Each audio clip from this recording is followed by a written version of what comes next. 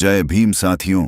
अगर मैं आपसे पूछूं कि भारत देश को किसने आजाद कराया, तो आपका जवाब बिल्कुल वही होगा जो हर भारतीय का होता है कि हमारे देश के महान वीरों, क्रांतिकारियों और स्वतंत्रता सेनानियों ने अपनी जान की बाजी लगाकर इस देश को आजाद कराया।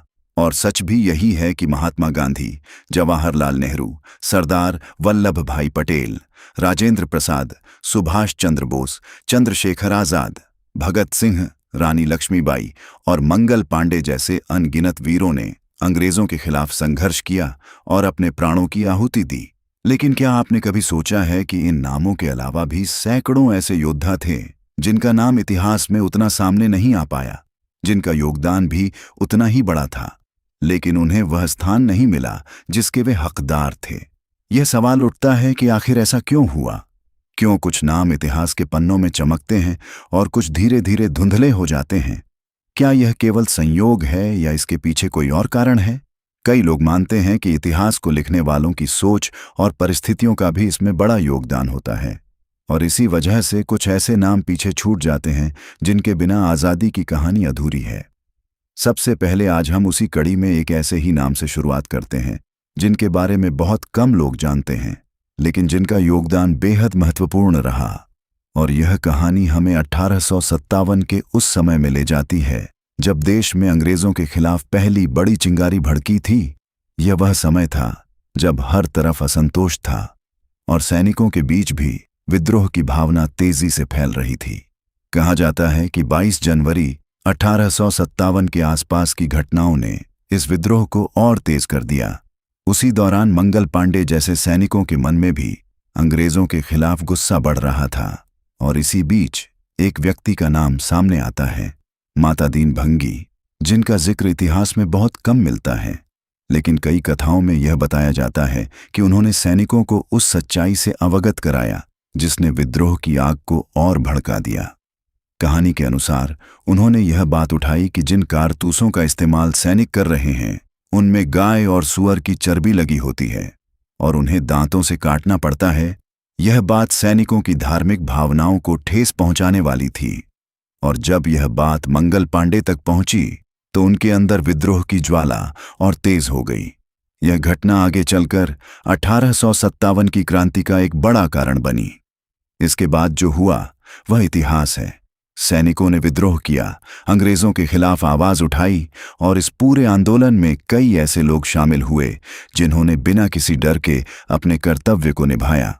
माता दीन भंगी का नाम भी उन्हीं में से एक बताया जाता है, जिन्होंने विद्रोही सैनिकों की मदद की, उन्हें जानकारी दी और अंग्रेजों के खिलाफ खड़े रहे। बाद में अंग्रेजों ने इस विद्रोह को दबाने के लिए कड़े कदम उठाए। कई लोगों को गिरफ्तार किया गया, कोर्ट मार्शल हुआ और सजा दी गई। इन घटनाओं में कई लोगों ने अपनी जान गंवाई, और यह बलिदान ही था जिसने आज़ादी की नींव को मजबूत किया। दूसरा, अब हम आगे बढ़ते हैं और बात करते हैं एक ऐसी वीरांगना की जिनकी कहानी साहस और बलिदान का अद्भुत उदाहरण है। यह नाम है झलकारी बाई, जिनका जन्म बुंदेलखंड के एक साधारण परिवार में हुआ था, लेकिन उनका जीवन किसी भी असाधारण योद्धा से कम नहीं था। बचपन से ही वे साहसी थीं। उन्होंने कठिन परिस्थितियों में जीवन जीना सीखा, जंगलों में जाना, पशुओं की देखभाल करना और हर चुनौती का सामना करना उनके स्वभाव का हिस्सा था। कहा जाता है कि एक बार उनका सामना एक जंगली जानवर से हुआ और उन्होंने बिना डरे उसका मुकाबला किया। यह उनकी बहादुरी का एक उदाहरण था। उनकी शादी पूरन कोरी से हुई, जो रानी लक्ष्मीबाई की सेना में सैनिक थे, और शादी के बाद वे झांसी आ गईं, जहां उन्होंने भी सेना में शामिल होकर अपनी बहादुरी का परिचय दिया। वे महिला शाखा दुर्गा दल का हिस्सा बनी और अपनी योग्यता से सबका विश्वास जीता।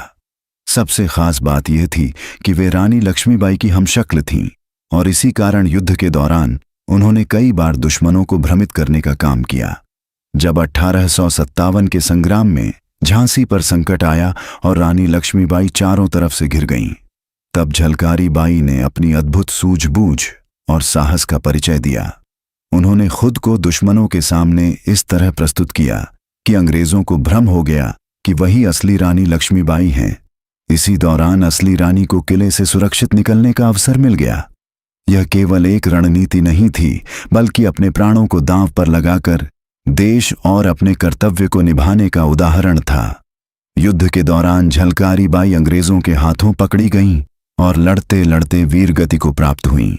उनके बलिदान ने यह साबित कर दिया कि साहस किसी एक वर्ग या पहचान तक सीमित नहीं होता, बल्कि यह उस आत्मा में होता है जो अपने उद्देश्य के लिए जीती और मरती है।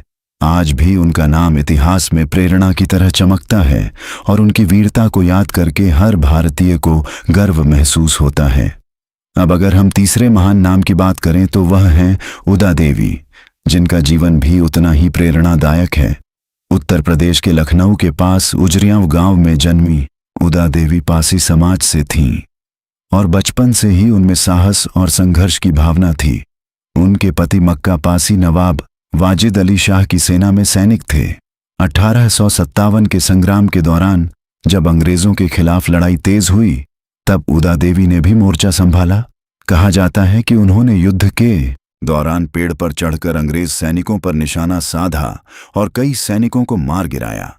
अंततः वे भी वीरगति को प्राप्त हुईं। लेकिन उनका साहस यह दिखाता है कि आज़ादी की लड़ाई में महिलाओं ने भी उतना ही योगदान दिया जितना पुरुषों ने। फर्क बस इतना है कि कई नाम इतिहास में उतने उजागर नहीं हो पाए। चौथे नंबर पर आते हैं बिरसा मुंडा, जिनका जीवन केवल संघर्ष नहीं बल्कि एक आंदोलन था। उनका जन्म 15 नवंबर 1875 को उल्लीहातू में हुआ था। उन्होंने आदिवासी समाज को जागरूक किया, उन्हें उनके अधिकारों के प्रति सजग किया और अंग्रेजों के खिलाफ एक मजबूत आंदोलन खड़ा किया। लोग उन्हें धरती आबा कहकर पुकारते थे, क्योंकि वे अपने लोगों के लिए एक मार्गदर्शक और रक्षक बन गए थे।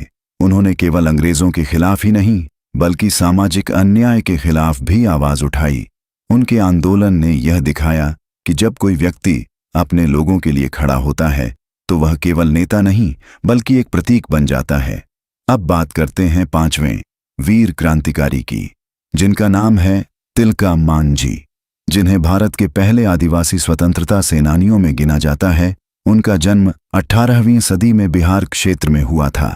उन्होंने अंग्रेजों और जमींदारी शोषण के खिलाफ संघर्ष किया। उस समय गरीबों और आदिवासियों का बहुत शोषण होता था और तिलका मांझी ने इसके खिलाफ आवाज उठाई। उन्होंने अंग्रेज अधिकारियों के खिलाफ संघर्ष किया और अंततः उन्हें पकड़ लिया गया।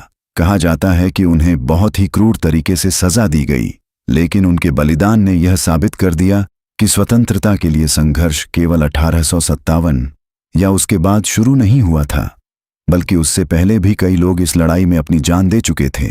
अगर हम इन सभी कहानियों को एक साथ देखें तो एक बात साफ होती है कि भारत की आज़ादी केवल कुछ बड़े नामों की कहानी नहीं है, बल्कि यह उन हजारों लाखों लोगों की कहानी है जिनका नाम शायद किताबों में कम लिखा गया, लेकिन जिनका योगदान उतना ही बड़ा था।